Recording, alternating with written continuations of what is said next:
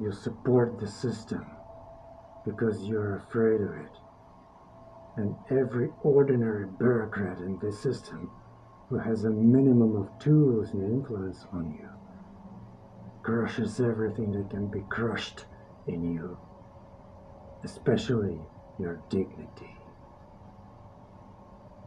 Are you sure that your status corresponds to the real state of affairs? Huh?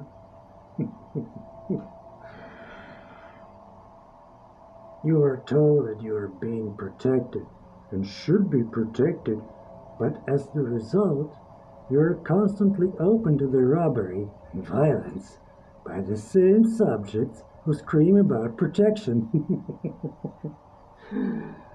Ah, you seal this public contract with your silent slavish approval and legitimized arbitrariness against you. And all this for one simple reason. They didn't tell you that it could be different. Do you think you can improve life by shifting responsibility and transferring authority to other slave owners? Do you remember that action that you perform every 4 years by signing your lack of rights on a piece of paper and then throwing it in the urn? This is your admission of your own incompetence. You think you see the objective picture of the world, but your brain has only reconstructed one of its possible options.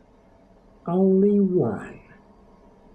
You are locked in the space of your limited perception and the extent to which your mental apparatus is able to process incoming signals from your weak receptors.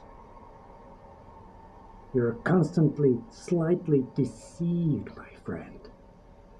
In each individual case, your consciousness just records another illusion, which you have already accepted as the truth and are screaming about it at the top of your lungs and perhaps even ready to kill for this illusory ideal.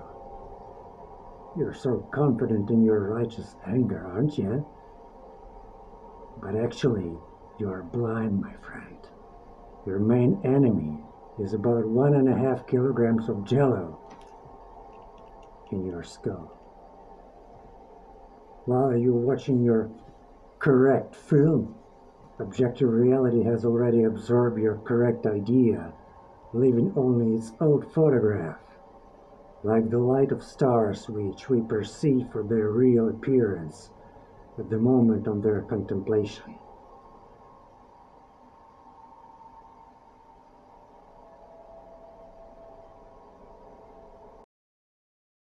Greetings, my name is Arson, and welcome to Aircraft Workshop. Well, I made this mask partially from toilet paper and partly from paper clay out of X carton.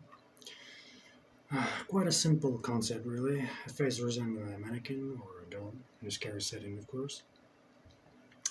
I used a combination of white acrylic paint and wood stain, and of course some tones of red paint to imitate those bruises.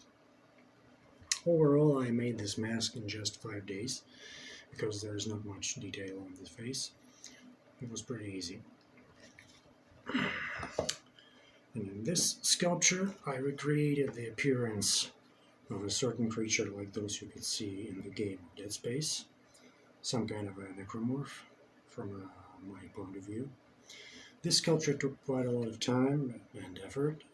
I had to make a fairly strong wire frame and a wooden stand, so this entire structure could withstand multiple layers of paper clay. After sanding, I painted it with violet shades of matte acrylic paint and then covered it with a wood stain to achieve this dark skin color. And this hand of a monster with an anthropomorphic appearance but with very elongated fingers and other bones. I made this hand in much the same way as in the previous projects.